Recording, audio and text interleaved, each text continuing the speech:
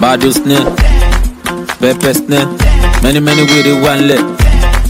Repete, unruly, badoli, B prime, demi debe.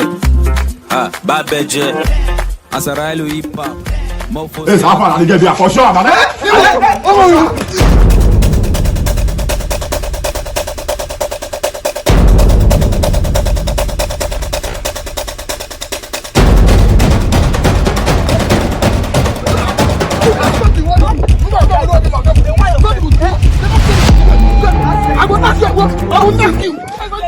Going non-stop.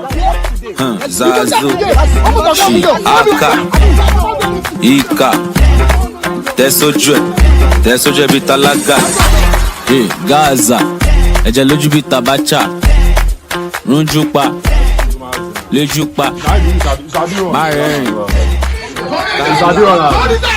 Daju.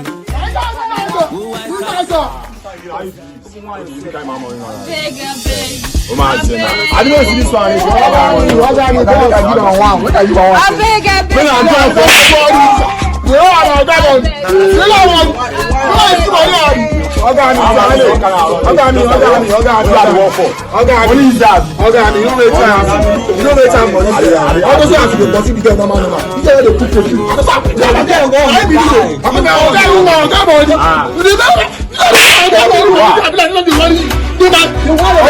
I'm on this spot.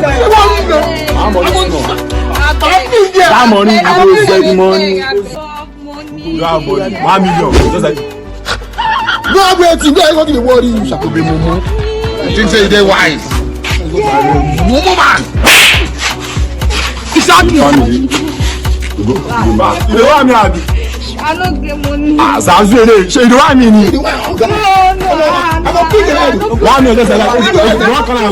You don't come out. Momo man. Fine for later. I'm going to go in the home money. You mad?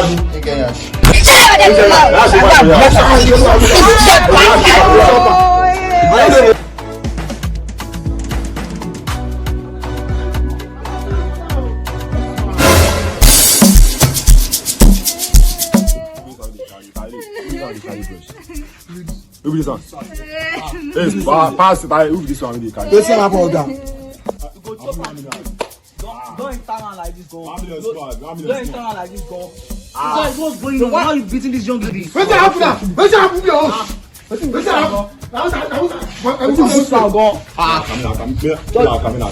She gave me 1 million now. Over like 2 years now. She don't die for me. What you want to do now? What you want to do? 1 million. 1 million small money. Yeah, come down for him now. What you want to do? Babe, you don't have to cry. You don't have to cry. Because she's on you guys 1 million naira. That's why you're beating her. Because it's just 1 million naira. Babe, look at me. Hey, look at me. Calm down. How much are you owing them? For how many years now? More than 2 years. More than 2 years. And you're owing them 1 million naira. Oh jeez. How much are you owing them now? And pay her now. Yeah! Pay your money.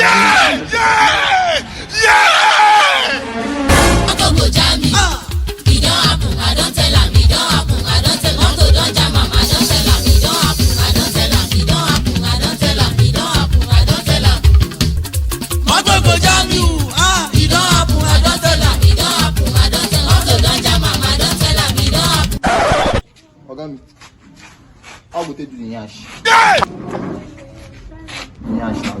Shut your dirty mouth!